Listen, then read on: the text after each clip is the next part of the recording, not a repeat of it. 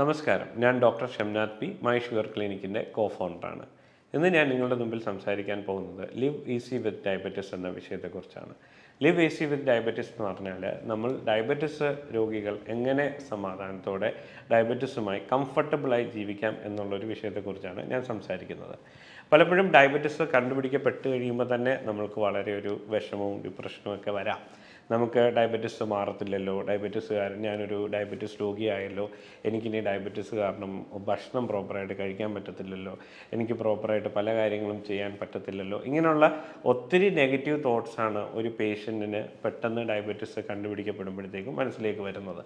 സത്യത്തിൽ അത്രമാത്രം വിഷമിക്കേണ്ട ഒരു അസുഖമാണോ, അല്ലെങ്കിൽ അത്രമാത്രം ടെൻഷൻ അടിക്കേണ്ട ഒരു അസുഖമാണോ പ്രമേഹം എന്നുള്ളതാണ് ഞാൻ ഈ വിഷയത്തിൽ സംസാരിക്കുന്നത്. അതുപോലെ തന്നെ ഡയബറ്റിസുമായി സന്തോഷത്തോടെ എങ്ങനെ ഒരു ജീവിതം നമുക്ക് മുന്നോട്ട് കൊണ്ടുപോകാം എന്നുള്ളതിനെക്കുറിച്ചും ഞാൻ സംസാരിക്കാം. ആദ്യമായി ഡയബറ്റിസ് എന്ന് പറയുന്ന ഒരു രോഗം നമുക്ക് എങ്ങനെ ഉണ്ടാകുന്നു എന്ന് നമുക്ക് നോക്കാം. ഡയബറ്റിസ് എന്ന് പറയുന്ന ഒരു രോഗാവസ്ഥ നമുക്ക് ഡയഗ്നോസ് ചെയ്യപ്പെടുന്നത് നമ്മുടെ ശരീരത്തിലെ ഷുഗർ കൃത്യമായ ഒരു ലെവലിൻ്റെ മുകളിലേക്ക് പോകുമ്പോഴത്തേക്കും ആ പഞ്ചസാര ശരീരത്തിൽ കൂടിയതിൻ്റേതായ ലക്ഷണങ്ങൾ കാണിക്കുമ്പോഴാണ് നമുക്ക് ഡയബറ്റിസ് എന്ന് പറയുന്ന രോഗാവസ്ഥ കണ്ടുപിടിക്കുന്നത്. അത് നമുക്ക് ജീവിതശൈലിയുടെ പ്രശ്നം കൊണ്ടാകാം, അല്ലെങ്കിൽ നമുക്ക് അമിത വണ്ണമുള്ളത് കൊണ്ടാകാം, അല്ലെങ്കിൽ നമുക്ക് പ്രായാധിക്യം കൊണ്ട് നമ്മുടെ പാൻക്രിയാസിൽ നിന്നും ഉൽപ്പാദിപ്പിക്കപ്പെടുന്ന ഇൻസുലിൻ്റെ അളവ് കുറഞ്ഞത് കൊണ്ടാകാം. അത് കാരണങ്ങൾ എന്ത് തന്നെയാണെങ്കിലും ഡയബറ്റിസ് എന്ന് പറയുന്നത് ഒരു രോഗാവസ്ഥയാണ്. ആ രോഗാവസ്ഥ നമുക്ക് കണ്ടുപിടിക്കപ്പെട്ട് കഴിഞ്ഞാൽ നമുക്ക് ജീവിതത്തിലെ ചെറിയ ചെറിയ മാറ്റങ്ങളും ചെറിയ ചെറിയ ചേഞ്ചസും വരുത്തുന്നത് വഴി നമുക്ക് നല്ല കൺട്രോൾഡായിട്ട് ഒരു സാധാരണ മനുഷ്യനെ പോലെ തന്നെ നമുക്ക് ജീവിക്കാൻ പറ്റും എന്നുള്ളതാണ് വസ്തുത.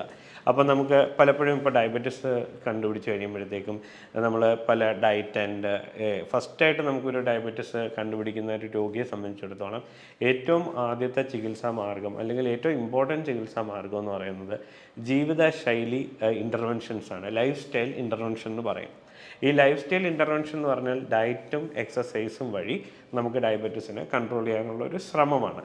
അപ്പോൾ ഈ ഡയറ്റ് ആൻഡ് എക്സസൈസ് എന്ന് പറയുമ്പോഴത്തേക്കും പലപ്പോഴും നമ്മൾ ചെയ്യുന്നത് ചായക്കകത്ത് പഞ്ചസാര ഇടാതെ കഴിക്കും, 3 നേരം ചപ്പാത്തിയാക്കും, അതുവരെ കഴിച്ചുകൊണ്ടിരുന്ന ആഹാരങ്ങൾ, അതുവരെ വീട്ടിലെ രീതികൾ അതെല്ലാം നിർത്തി പുതിയൊരു ഡയറ്റിലേക്കും പുതിയൊരു ജീവിതത്തിലേക്കും നമ്മൾ പെട്ടെന്ന് സ്വിച്ച് ഇട്ടതുപോലെ മാറുന്ന ഒരു അവസ്ഥ നമ്മൾ കാണാറുണ്ട്. ഇത് പലപ്പോഴും നമ്മുടെ പേഷ്യൻസിന് വളരെയധികം നെഗറ്റീവായിട്ടുള്ള ഒരു ഇമ്പാക്റ്റാണ് ഉണ്ടാക്കുന്നത്. ഇപ്പം നമ്മുടെ OPയിലൊക്കെ വരുന്ന പേഷ്യൻസിന് അവർ കഴിച്ചുകൊണ്ടിരുന്ന ആഹാരം പൂർണ്ണമായും മാറ്റി അവർ ഇതുവരെ ഈ കഴിക്കാൻ ഇഷ്ടപ്പെടാത്ത പലപ്പോഴും നമ്മൾ ഡോക്ടർമാർ പറയും, നിങ്ങൾ ചോറ് കഴിക്കുമ്പോഴാണ് കൂടുതലായിട്ട് ഷുഗർ കൂടുന്നത്, നിങ്ങൾ ചപ്പാത്തി ആക്കുമെന്ന് പറയും. അപ്പോൾ അവർ പെട്ടെന്ന് മനസ്സോടെ അവർ ചപ്പാത്തി കഴിക്കുമ്പോഴത്തേക്കും അവർക്ക് എന്താ പറ്റുന്നതെന്ന് പറഞ്ഞാൽ അവർ കഴിക്കുന്ന ആഹാരം ഏതാണെങ്കിലും നമുക്ക് വിശപ്പ് മാറുക എന്നുള്ളൊരു ലക്ഷ്യമാണ്. അതുപോലെ നമുക്ക് ഭക്ഷണം കഴിക്കുമ്പോഴത്തേക്കും ഒരു സന്തോഷം ഉണ്ടാകും. നമ്മളെല്ലാം ആഹാരം കഴിക്കുന്നത് വിശപ്പ് മാറാൻ വേണ്ടി മാത്രമല്ല, നമുക്കൊരു സന്തോഷം വേണം. നമുക്ക് ഇഷ്ടമുള്ള ആഹാരങ്ങൾ രുചിയോടുകൂടി കഴിക്കുമ്പോൾ തന്നെയാണ് ആ ഒരു ഭക്ഷണം കഴിച്ചതിൻ്റെ തൃപ്തി മനുഷ്യർക്കുണ്ടാകുന്നത്. അതേ തൃപ്തി ഈ ഡയബറ്റിസ് പേഷ്യൻസും ആഗ്രഹിക്കുന്നുണ്ട്.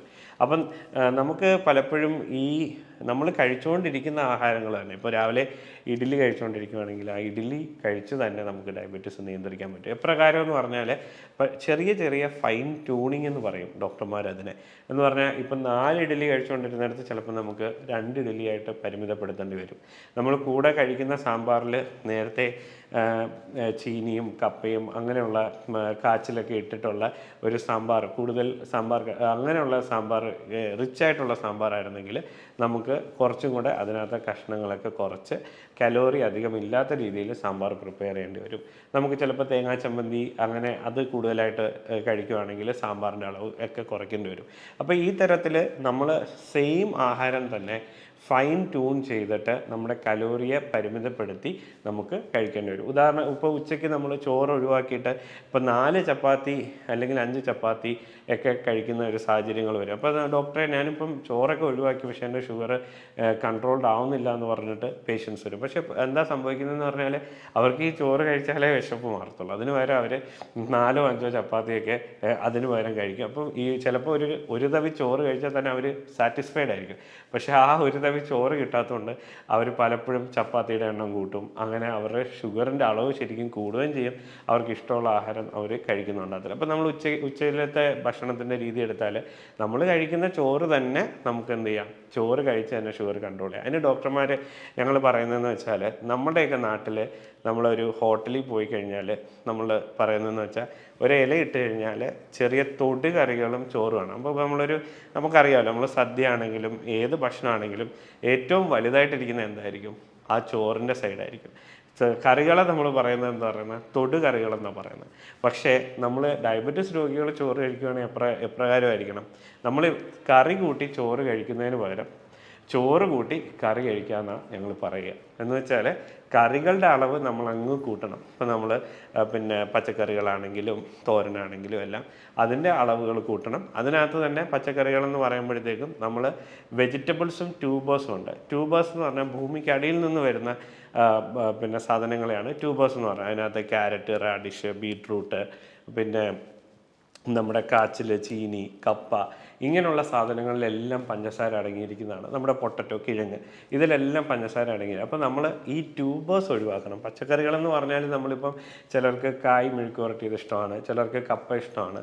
അത് ശരിക്കും പറഞ്ഞാൽ ചോറ് കഴിക്കുന്നതിന് തുല്യമാണ് അതും. അപ്പം നമ്മൾ പച്ചക്കറികളിൽ ആ പറഞ്ഞ സാധനങ്ങളെ ഒഴിവാക്കിയതുകൊണ്ട് ബാക്കിയുള്ള ഇലക്കറികളും സാധാരണ പച്ചക്കറികളും നമ്മൾ കൂട്ടിയിട്ട് തോരനും എല്ലാം കൂട്ടി അതിൻ്റെ അളവ് കൂട്ടിയിട്ട് ചോറിൻ്റെ അളവ് കുറച്ച് ശരിക്കും പറഞ്ഞാൽ ചോറ് കൂട്ടി കറി കഴിക്കണം. പക്ഷേ നമുക്ക് ചോറ് കഴിക്കാമെന്ന് ചോദിച്ചാൽ നമുക്ക് കഴിക്കാം. നമുക്ക് ഇഷ്ടമുള്ള ആഹാരം തന്നെ നമുക്ക് കഴിക്കാൻ പറ്റും. അപ്പോൾ ഒരു വലിയൊരു മെസ്സേജ് എന്ന് പറഞ്ഞാൽ ഡയബറ്റിസിനെ ഒരു സന്തോഷപൂർവ്വം ജീവിക്കണമെങ്കിൽ പെട്ടെന്നൊരു സുപ്രഭാതത്തിൽ 40-42 വയസ്സിൽ അല്ലെങ്കിൽ 45 വയസ്സിൽ ഒരാൾ ഡയബറ്റിസ് കണ്ടുപിടിച്ചു എന്ന് പറഞ്ഞ് തൊട്ടടുത്ത ദിവസം തൊട്ട് ചായക്കകത്ത് പഞ്ചസാരയില്ല, രാവിലത്തെ ഭക്ഷണം ഇഡ്ഡലിയിൽ നിന്നും ചപ്പാത്തിയാവുന്നു, പുട്ട് കഴിക്കാൻ പറ്റുന്നില്ല, ഇഡ്ഡലി കഴിക്കാൻ പറ്റുന്നില്ല, ഇടിയപ്പം കഴിക്കാൻ പറ്റുന്നില്ല, ചോറ് കഴിക്കാൻ പറ്റുന്നില്ല, 3 നേരം ഇത് തന്നെ പേഷ്യൻസിന് നമുക്ക് വളരെയധികം വിഷമം ഉണ്ടാക്കും. അപ്പോൾ നമുക്കിപ്പോൾ പലപ്പോഴും കലോറി ട്രാക്കർ എന്ന് പറഞ്ഞ് അവൈലബിൾ ആണ്. അപ്പോൾ നമുക്ക് ഒരു ദിവസം കഴിക്കുന്ന ആഹാരത്തിൻ്റെ കലോറി നമുക്ക് പരിമിതപ്പെടുത്തേണ്ടി വരും. പക്ഷേ നമ്മൾ കഴിക്കുന്ന ആഹാരം മോഡിഫൈ ചെയ്യേണ്ട ആവശ്യമില്ല. കഴിക്കുന്ന ആഹാരത്തിൻ്റെ എമൗണ്ട് മാത്രം നമുക്ക് പരിമിതപ്പെടുത്താം. പിന്നെ വേറൊരു കാര്യം എന്ന് പറഞ്ഞാൽ നമുക്ക് ഡയബറ്റീസിൻ്റെ മരുന്നുകൾ ഡോക്ടർമാർ പ്രിസ്ക്രൈബ് ചെയ്യുമ്പോഴത്തേക്കും നമ്മളുടെ ജീവിതശൈലിയും നമ്മുടെ ജീവിതത്തിൻ്റെ ബിസി ആയിട്ടുള്ള ഷെഡ്യൂള് എപ്പോഴൊക്കെ നമുക്ക് മരുന്ന് കഴിക്കാൻ കംഫർട്ടാണ്, ഉച്ചയ്ക്കൊരു മരുന്ന് എഴുതിയാൽ നമുക്ക് കഴിക്കാൻ പറ്റുമോ, അതിനെക്കുറിച്ചൊക്കെ നമുക്കൊരു ധാരണ വേണം. ഇപ്പോൾ പലപ്പോഴും നമ്മളിപ്പം ഡോക്ടർമാർ അത് പരിഗണിക്കണമെന്നില്ല. നമ്മൾ 3 നേരം ഒരു ഗുളിക എഴുതുന്നു, പക്ഷേ ഉച്ചയ്ക്ക് നമുക്ക് മരുന്ന് കഴിക്കാൻ പറ്റുന്നില്ല. അങ്ങനെയാണെങ്കിൽ പലപ്പോഴും നമുക്ക് രാവിലെയും വൈകിട്ടും മാത്രമായിട്ടുള്ള മരുന്നുകളായിട്ട് ഡോക്ടർമാർക്ക് അത് തരാൻ പറ്റും.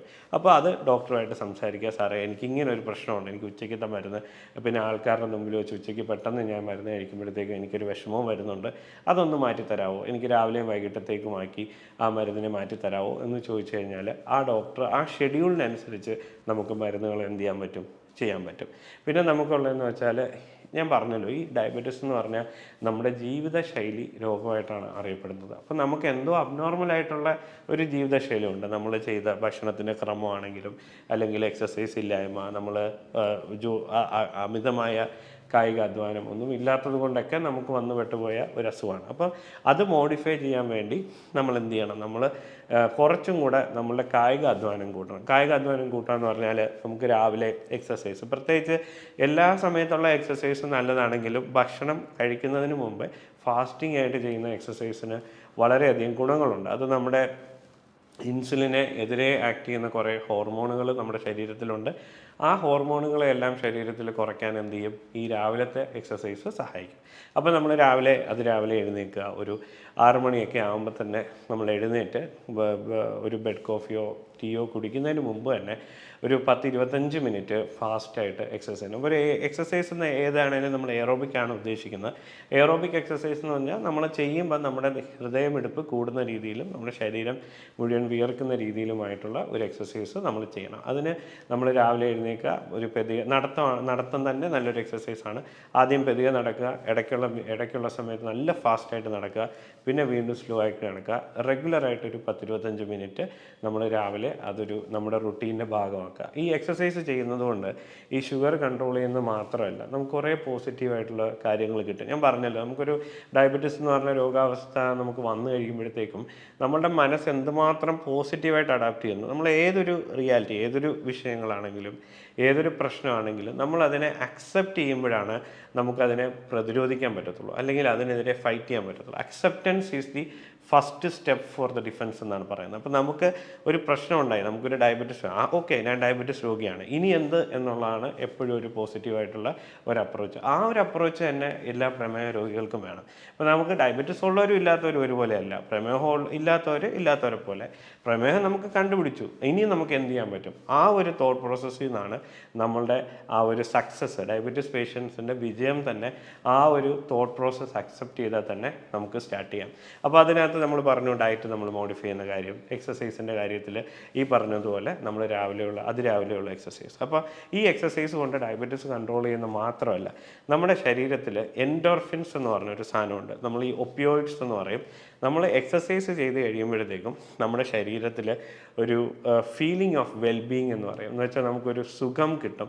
ആ ഒരു ബ്രെയിൻ നമ്മുടെ എക്സസൈസ് ചെയ്ത് കഴിയുമ്പോഴത്തേക്കും എൻഡോർഫിൻസ് റിലീസ് ചെയ്യും. ഈ എൻഡോർഫിൻസ് എന്ന് പറയുന്ന ഒരു തരം ഹോർമോൺസ് ആണ്. അത് റിലീസ് ചെയ്ത് കഴിഞ്ഞാൽ നമുക്കൊരു പോസിറ്റീവ്നെസ് അപ്പം തന്നെ കിട്ടും. നമ്മൾ പലപ്പോഴും ശ്രദ്ധിച്ചാൽ മതി, നമുക്ക് എക്സസൈസ് ചെയ്യാനൊക്കെ എത്ര മടിയുണ്ടെങ്കിലും നമ്മൾ എക്സസൈസ് ചെയ്ത് കഴിഞ്ഞാൽ, ഈ പറയുന്ന എനിക്കാണെങ്കിലും എക്സസൈസ് ചെയ്യുമ്പോഴത്തേക്കും മടിയൊക്കെ ഉണ്ടാകും. മനുഷ്യന്മാർക്ക് എല്ലാവർക്കും മടിയുണ്ട്, അതുപോലെ ഡോക്ടർമാർക്കും മടിയുണ്ട്, പേഷ്യൻസിനും മടിയുണ്ട്. പക്ഷെ നമ്മൾ ഈ എക്സസൈസ് പ്രോപ്പറായിട്ട് ചെയ്ത് കഴിഞ്ഞാൽ നമുക്ക് ചെയ്ത് കഴിയുമ്പോഴത്തേക്ക് നമുക്കൊരു ഫീലിംഗ് ഓഫ് വെൽബീയിങ് ആണ്, നമുക്കൊരു യൂഫോറിയ എന്ന് വെച്ചാൽ നമുക്ക് എന്തോ ഒരു സന്തോഷം, ഒരു ആനന്ദം നമുക്ക് കിട്ടും. അത് ആ ഒരു ദിവസം മുഴുവൻ നിലനിൽക്കാൻ എന്ത് ചെയ്യും, ഈ രാവിലെയുള്ള എക്സസൈസ് നമ്മളെ സഹായിക്കും. ഈ രാത്രിയിൽ എക്സസൈസ് ചെയ്താലുള്ള ഒരു പ്രശ്നം എന്ന് വെച്ചാൽ, നിങ്ങൾ ഒക്കെ എക്സസൈസ് ചെയ്തിട്ടുണ്ടെങ്കിൽ മനസ്സിലാകും, നമ്മൾ എക്സസൈസ് ചെയ്താൽ കുറച്ച് നേരത്തേക്ക് നമുക്കൊരു വലിയ എനർജിയാണ്. ആ എനർജി ആ രാവിലെ തൊട്ട് എന്ത് ചെയ്യും, കുറേ നേരം നമുക്ക് ഉറങ്ങാനോ ഒന്നും പറ്റത്തില്ല, അതിന് നമ്മൾ വളരെ ആക്റ്റീവ് ആയിരിക്കും. അപ്പോൾ നമ്മൾ ഈ രാത്രി എക്സസൈസ് ചെയ്താൽ എന്ത് പറ്റും, നമുക്ക് ഇതേ സംഭവം രാത്രി നടക്കും. രാത്രി നടന്നു കഴിഞ്ഞാൽ നമ്മുടെ ഉറക്കത്തെ അത് ബാധിക്കും. ചിലപ്പോൾ നമ്മൾ ഉറങ്ങുന്നത് തന്നെ ലേറ്റാവും. അപ്പം നമുക്കൊരു ജീവിതശൈലി പ്രോപ്പറാക്കുക എന്നുള്ളതാണ് ഇതിലേതും ചെയ്യുക. നമുക്ക് നല്ല ഉറക്കം വേണം, നമ്മൾ പകൽ നല്ല ആക്റ്റീവായിട്ട് ഇടപെടണം, രാവിലെ എക്സസൈസ് ചെയ്യണം, ഡയറ്റിനകത്ത് നല്ല കൺട്രോൾ വേണം. നമ്മൾ വീട്ടിലുണ്ടാക്കുന്ന ആഹാരം തന്നെ കഴിച്ച് നമുക്ക് ഡയറ്റൊക്കെ കൺട്രോൾ ചെയ്ത് ചെറിയ ഫൈൻ ട്യൂൺ ചെയ്ത് നമുക്ക് ഡയബറ്റീസിനെ എന്ത് ചെയ്യാൻ പറ്റും, നിയന്ത്രിക്കാൻ പറ്റും. അപ്പോൾ എക്സസൈസായി, ഡയറ്റായി, ആ എക്സസൈസിൻ്റെ ഗുണങ്ങൾ രാവിലെ ചെയ്യുമ്പോഴത്തേക്കുള്ളത് ഞാൻ ഓൾറെഡി പറഞ്ഞു. അങ്ങനെ നമ്മൾ മരുന്നുകളും കൃത്യമായി നമ്മുടെ ഭാഗമായിട്ട് മുമ്പോട്ട് പോകും. ഇനി ഒരു കാര്യം എനിക്ക് പറയാനുള്ളതെന്ന് വെച്ചാൽ, എവിടെയാണ് ഈ ഡോക്ടറെ കാണേണ്ട ആവശ്യകത? സത്യത്തിൽ ഈ ഡയബറ്റീസ് എന്ന് പറഞ്ഞ ഒരു അസുഖം എന്ന് പറഞ്ഞാൽ വളരെ ഒരു ട്രിക്കി ആയിട്ടുള്ളൊരു അസുഖമാണ്. നമ്മളത് ആദ്യമായിട്ട് കണ്ടുപിടിക്കുമ്പോഴത്തേക്കും ചിലപ്പോൾ അമിതമായ ദാഹമായിരിക്കാം, അല്ലെങ്കിൽ കൂടുതലായിട്ട് യൂറിൻ പോകുന്നതായിരിക്കാം, അല്ലെങ്കിൽ രാത്രിയിൽ എഴുന്നേറ്റ് 2-3 തവണയൊക്കെ യൂറിൻ പോകുന്ന ലക്ഷണങ്ങൾ, ഇങ്ങനെയൊക്കെയുള്ള ലക്ഷണങ്ങൾ കാണിക്കുമ്പോഴാണ് ഡയബറ്റീസ് എന്ന് പറയുന്ന രോഗാവസ്ഥ ഞങ്ങൾ കണ്ടുപിടിക്കുന്നത്. അപ്പം നമ്മൾ എന്ത് ചെയ്യും, അതിനുള്ള മരുന്നുകളൊക്കെ സ്റ്റാർട്ട് ചെയ്യുമ്പോൾ തന്നെ ഈ ഡയബറ്റീസ് പെട്ടെന്ന് ആദ്യകാലങ്ങളിൽ കൺട്രോൾഡ് ആവും. ഇങ്ങനെ കൺട്രോൾഡ് ആകുമ്പോഴത്തേക്കും എന്ത് സംഭവിക്കുമെന്ന് വെച്ചാൽ, നമ്മുടെ ഈ ഡയബറ്റീസിൻ്റെ രോഗലക്ഷണങ്ങളെല്ലാം മാറും. അപ്പോഴത്തേക്കും പേഷ്യൻസ് എന്ത് ചെയ്യുക, എൻ്റെ ഡയബറ്റീസൊക്കെ കൺട്രോൾഡായി, ഇനിയിപ്പം മരുന്നൊന്നും കഴിച്ചില്ലെങ്കിലും കുഴപ്പമില്ല. നമ്മുടെ നാട്ടിലെ ഒരു പ്രവണത എന്ന് പറഞ്ഞാൽ, ആദ്യത്തെ ഒരു 4-5 മാസമൊക്കെ ഡോക്ടറെയൊക്കെ കണ്ട് മരുന്നൊക്കെ ഒന്ന് കൃത്യമാക്കി, ആ ഒരു പേടിയിലെല്ലാം പിന്നെ മരുന്നൊക്കെ കൃത്യമാക്കി കൺട്രോളായി പോകും. പിന്നീട് എന്ത് സംഭവിക്കുമെന്ന് പറഞ്ഞാൽ, ഈ ഡോക്ടർ എഴുതി കൊടുത്ത മരുന്ന് വർഷങ്ങളോളം ചിലപ്പോൾ എന്ത് ചെയ്യും, ആരെയും കാണിക്കാതെ പിന്നുള്ള ഒരു റിവ്യൂസും ഇല്ലാതെ തന്നെ മരുന്ന് കഴിച്ചുകൊണ്ടിരിക്കും. ചിലപ്പം പലരും എന്ത് ചെയ്യും, ഈ മരുന്ന് തന്നെ നിർത്തിയെന്നുണ്ടാവും. അപ്പോൾ നമ്മൾ ഈ ഡയബറ്റീസിൽ ഈ ഇപ്പം നമുക്ക് ഇപ്പോൾ ഷുഗർ കൂടിയാൽ എന്താ കുഴപ്പം? നമ്മുടെ ശരീരത്തിലുള്ള ഒരു സാധനമല്ലേ ഗ്ലൂക്കോസ്, അത് ഇത്തിരി കൂടിയെന്നും പറഞ്ഞാൽ നമുക്ക് എന്താ കുഴപ്പം എന്ന് നമുക്ക് ചോദിക്കാം. ഈ ഡോക്ടർമാരെന്താ ഇത്രയും പ്രമേഹത്തെക്കുറിച്ച് സംസാരിക്കും? നമ്മളിപ്പോൾ ഒരു യൂട്യൂബ് എടുത്താലും എല്ലാം പ്രമേഹത്തിൻ്റെ ആ കോംപ്ലിക്കേഷൻ, പ്രമേഹത്തിൻ്റെ ഇങ്ങനെ സംഭവങ്ങളുണ്ട്, അതിൻ്റെ ചികിത്സ, ഇതിനെക്കുറിച്ച് തന്നെയാണ് നമ്മൾ സംസാരിക്കുന്നത്. ഇത്രമാത്രം ഇമ്പോർട്ടൻസ് പ്രമേഹത്തിന് കൊടുക്കുന്നത് എന്താണെന്ന് ചോദിച്ചാൽ, പ്രമേഹം ഉണ്ടാക്കുന്ന വിപത്തുകളാണ്, കോംപ്ലിക്കേഷൻസ് ആണ്. അപ്പോൾ പ്രമേഹത്തിൻ്റെ കോംപ്ലിക്കേഷൻസ് എന്ന് പറഞ്ഞാൽ നമുക്ക് കണ്ണിനെ ബാധിക്കാം, പ്രമേഹം കിഡ്നിയെ ബാധിക്കാം, അതുപോലെ തന്നെ വലിയ രക്തക്കുഴലുകളെ ബാധിക്കാം, ചെറിയ രക്തക്കുഴലുകളെ ബാധിക്കാം. അങ്ങനെയുള്ള പല കോംപ്ലിക്കേഷൻ നമ്മൾ ഡോക്ടർമാരെല്ലാം തന്നെ ഈ കോംപ്ലിക്കേഷൻസിനെ കുറിച്ച് വളരെയധികം ഭയപ്പെടുന്നുണ്ട്. അപ്പോൾ ഈ കോംപ്ലിക്കേഷൻസ് ഉണ്ടാവാതിരിക്കാൻ വേണ്ടിയാണ് എന്ത് പറയുന്നത്, ഡയബറ്റീസിനെ കൺട്രോൾ വേണമെന്ന് പറയുന്നത്. അപ്പോൾ ഡയബറ്റീസ് കൺട്രോൾ ചെയ്യാന്ന് വെച്ചാൽ നിങ്ങൾ ഒരു ഡോക്ടറെ കൃത്യമായി ഫോളോ അപ്പ് ചെയ്യുക. അപ്പോൾ ആദ്യം ഞാൻ പറഞ്ഞതുപോലെ ഡയബറ്റീസ് കണ്ടുപിടിച്ച ഉടനെ സമയത്ത് നമുക്ക് ആദ്യം 1-2 ആഴ്ച തന്നെ ഈ ഷുഗറിന് ചെറിയ പെട്ടെന്ന് വ്യതിയാനങ്ങളൊക്കെ വരും. അപ്പോൾ അത് നിയന്ത്രിക്കാൻ വേണ്ടി ആദ്യത്തെ ഒരു 3-4 മാസം നമുക്ക് ഫ്രീക്വൻ്റ് ആയിട്ട് കാണേണ്ടി വരും. പിന്നെ നമുക്കൊരു ഫിക്സഡ് ആയിട്ടുള്ള ഒരു പാറ്റേൺ കിട്ടും. ആ പാറ്റേൺ അനുസരിച്ച് നമുക്ക് ചിലപ്പോൾ എന്ത് ചെയ്യാൻ പറ്റും, ആ മെഡിസിൻസ് മാസങ്ങളോളം കഴിക്കാൻ പറ്റും. അപ്പോൾ എന്നിരുന്നാലും നമുക്ക് എന്ത് ചെയ്യണം, ഒരു കൃത്യമായ ഇടവേളകളിൽ പേഷ്യൻസ് എന്ത് ചെയ്യണം, ഡോക്ടറെ മീറ്റ് ചെയ്യണം, നമ്മൾ റിവ്യൂ ചെയ്യണം. ആ ഡോക്ടറെ നിർദ്ദേശങ്ങളനുസരിച്ച് നമ്മൾ മുമ്പോട്ട് പോകണം. അത് ഷുഗറിനെ പ്രോപ്പറായിട്ട് കൺട്രോളാണ് ഏറ്റവും വലിയ ഈ കോംപ്ലിക്കേഷൻസ് പ്രിവെൻറ്റ് ചെയ്യാനുള്ള ഏറ്റവും വലിയ മാർഗം. അപ്പോൾ ഇവിടെ ഞങ്ങൾ ഡോക്ടർമാരൊക്കെ ഇരുന്ന് നോക്കുമ്പോൾ ഞങ്ങൾക്ക് മനസ്സിലായ ഒരു കാര്യം എന്ന് പറഞ്ഞാൽ, ചിലയിടത്ത് ഈ പറഞ്ഞതുപോലെ രോഗികളുടെ ലക്ഷണങ്ങൾ പോയി അവർ കംഫർട്ട് ആകുമ്പോഴത്തേക്കും അവർ വരാതിരിക്കുന്നതെന്ന് പറഞ്ഞു. പക്ഷേ നമ്മൾ വേറൊരു വിഭാഗം ആൾക്കാരുണ്ട്, അവർക്ക് ഈ പ്രശ്നങ്ങളുണ്ടെങ്കിൽ പോലും ഡയബറ്റിസ് എന്ന് പറയുന്ന ഒരു രോഗത്തിന് ചികിത്സിക്കാൻ വേണ്ടി ഡോക്ടറെ അടുത്ത് എത്താൻ പറ്റാത്ത സാഹചര്യമുണ്ട്. അതാരൊക്കെയാണെന്ന് വെച്ചാൽ, ഇപ്പം നമുക്ക് വളരെ ബിസി ആയിട്ടുള്ള ഷെഡ്യൂളുള്ളവർക്ക്, ഇപ്പം നമ്മൾ IT പ്രൊഫഷണൽസ്, അവർക്ക് ചിലപ്പം രാത്രിയായിരിക്കും ഷിഫ്റ്റ്, പകലൊരു ഡോക്ടറെ കാണാൻ പറ്റത്തില്ല, അല്ലെങ്കിൽ രാവിലെ 8 to 8 ആയിരിക്കും, ആ സമയത്തൊരു ഡോക്ടർ അവൈലബിൾ ആയിരിക്കത്തില്ല. അപ്പോൾ ഈ തരത്തിൽ അവരുടെ ബിസി ആയിട്ടുള്ള ഷെഡ്യൂൾ കാരണം എന്ത് ചെയ്യാൻ പറ്റത്തില്ല, പലപ്പോഴും അവർക്കൊരു ഡോക്ടറെ കാണാൻ പറ്റത്തില്ല. അപ്പോൾ ഞാൻ പറഞ്ഞ പോലെ ആദ്യത്തെ 4-5 മാസമൊക്കെ നമുക്ക് ഈ പ്രശ്നങ്ങളും ബുദ്ധിമുട്ടുകളും ഡയബറ്റീസ് കാരണം ഉള്ളതുകൊണ്ട് അവരെന്ത് ചെയ്യും, ഇതൊക്കെ അഡ്ജസ്റ്റ് ചെയ്തിട്ട് ഡോക്ടറെ കാണും. പക്ഷേ പിന്നീട് അങ്ങോട്ട് പോകുമ്പോൾ ഇത് കംഫർട്ട് സോണിൽ എത്തിക്കഴിയുമ്പോഴത്തേക്ക് അവർ ഇന്നിപ്പോൾ കണ്ടില്ലെങ്കിലും കുഴപ്പമില്ല, നമുക്ക് മെഡിസിൻ ഉണ്ടല്ലോ, അത് കണ്ടിന്യൂ ചെയ്യാമെന്ന് വിചാരിക്കും. അങ്ങനെ എന്ത് ചെയ്യും, അവർ ഡോക്ടറെ കാണാത്ത അവസ്ഥയുണ്ട്. ഇനി ഇതിനേക്കാട്ടും താഴെയുള്ള ആൾക്കാരെ നമ്മൾ എടുക്കുക. ഇപ്പം ദിവസക്കൂലിക്കും ദിവസവേതനത്തിനൊക്കെ ജോലി ചെയ്യുന്നവരെ സംബന്ധിച്ചിടത്തോളം അവർക്ക് ലീവോ കാര്യങ്ങളോ ഒന്നുമില്ല. അവരൊരു ദിവസം ഒരു ഡോക്ടറെ കാണണമെങ്കിൽ അവർക്കിപ്പം ഉദാഹരണത്തിന് ഇപ്പോൾ നമ്മളൊരു മൈക്കാട് പണിക്ക് പോകുന്ന ഒരാൾ, അല്ലെങ്കിൽ നമ്മുടെ മേസ്തിരി പണിക്ക് പോകുന്ന ഒരാൾ, അവർക്ക് 700-1000 രൂപയ്ക്കൊക്കെയാണ് അവരൊരു ദിവസം ജോലി ചെയ്യുന്നത്. അവരൊരു ദിവസം ഈ പണിക്ക് പോയില്ലെങ്കിൽ എന്ത് പറ്റും, അവർ ഒരു ദിവസത്തെ വേതനം നഷ്ടപ്പെടും. അപ്പോൾ അവരൊരു ദിവസത്തെ വേതനം നഷ്ടപ്പെടുത്തി ഈ ഡോക്ടറെ കാണാനായിട്ട് എന്ത് ചെയ്യത്തില്ല, ഇതാവത്തില്ല. അപ്പോൾ ഈ തരത്തിൽ ഇങ്ങനെയുള്ളൊരു സാഹചര്യങ്ങളിലൊക്കെ നമുക്ക് വേണമെങ്കിൽ ടെലിമെഡിസിൻ പ്ലാറ്റ്ഫോമുകളെ ഒക്കെ നമുക്ക് ഉപയോഗപ്പെടുത്താം. ഡോക്ടറുടെ സേവനങ്ങൾ നമ്മളുടെ വീട്ടിലിരുന്ന് നമ്മുടെ കംഫർട്ട് സോണിലിരുന്ന്, ഇപ്പം ജോലിയൊക്കെ കഴിഞ്ഞ് 8-9 മണിക്ക് തന്നെ രാത്രിയിൽ വേറെ ജോലിയൊന്നും നഷ്ടപ്പെടാത്ത സമയത്ത് നമുക്ക് എന്ത് ചെയ്യാൻ പറ്റും, ഡോക്ടറെ കാണാനുള്ള സാഹചര്യം. അപ്പം നമുക്ക് ആ സർവീസസുകളൊക്കെ വേണമെങ്കിൽ ഉപയോഗിക്കാം. അപ്പോൾ അങ്ങനെ പിന്നെ ഞാൻ പറഞ്ഞതുപോലെ നമ്മളിപ്പോൾ ഇൻസുലിൻ എടുക്കുന്ന, ഇപ്പോൾ ഡയബറ്റീസിൻ്റെ കുറേ വിഷയങ്ങളെക്കുറിച്ച് നമ്മൾ ഈ വീഡിയോയിൽ പ്രതിപാദിച്ചു. നമ്മുടെ ഡയറ്റിനെ കുറിച്ച് പറഞ്ഞു, എക്സസൈസിനെ കുറിച്ച് പറഞ്ഞു, നമ്മളുടെ മൈൻഡ് സെറ്റ് എങ്ങനെ ആയിരിക്കണമെന്ന് പറഞ്ഞു, നമുക്ക് എങ്ങനെ പോസിറ്റീവായിട്ട് ഇതുമായിട്ട് മുന്നോട്ട് പോകാമെന്ന് പറഞ്ഞു. അതുപോലെ നമ്മളിനി ഇൻസുലിൻ എടുക്കുന്ന ഒരു പേഷ്യൻ്റ് ആണെങ്കിൽ പ്രത്യേകം നമുക്ക് കുറച്ചും കൂടെ അവരെന്ത് ചെയ്യണം, കുറച്ചുകൂടെ അവർ ശ്രദ്ധിക്കണം അവരുടെ ഭക്ഷണത്തിന്. ഇപ്പം നമ്മൾ സാധാരണഗതിയിൽ ഏറ്റവും കോമൺ ആയിട്ട് ഡോക്ടർമാർ പ്രിസ്ക്രൈബ് ചെയ്യുന്ന ഒരു ഇൻസുലിനാണ് ഈ മിക്സ്ചാർഡ് എന്ന് പറയുന്നത്, മിക്സ്ചാർഡ് ഇൻസുലിൻ. ആ ഇൻസുലിൻ നമ്മൾ എടുക്കുമ്പോഴത്തേക്കും നമ്മുടെ അടുത്ത് ഡോക്ടർമാർ പറയുന്നത് 15 തൊട്ട് 20 മിനിറ്റ് മുന്നേ നമ്മൾ എന്ത് ചെയ്യണം, ഭക്ഷണം കഴിക്കുന്നതിന് മുന്നേ ഇൻസുലിൻ എടുക്കണം.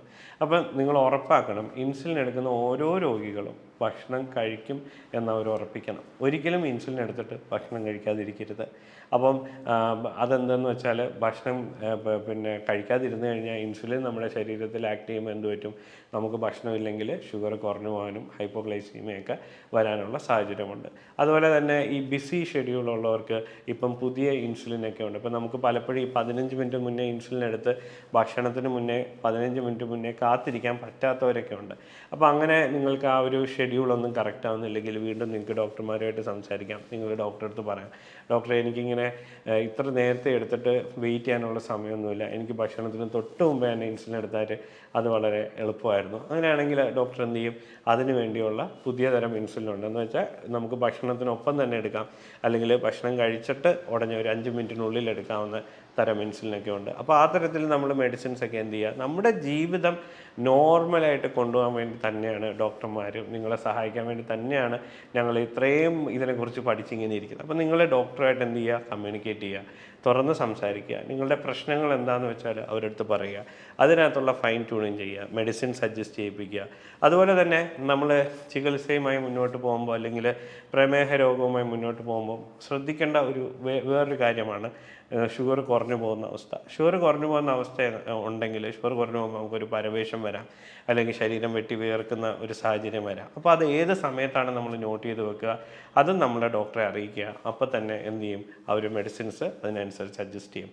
അപ്പോൾ ഈ തരത്തിൽ നമ്മൾ ഇത്രമാത്രം ഭയപ്പാടോടുകൂടി എന്തോ ഒരു വലിയ കാര്യം സംഭവിച്ചു എന്നുള്ള രീതിയിൽ ഒരിക്കലും ജീവിക്കേണ്ട ഒരു അസുഖമല്ല പ്രമേഹം.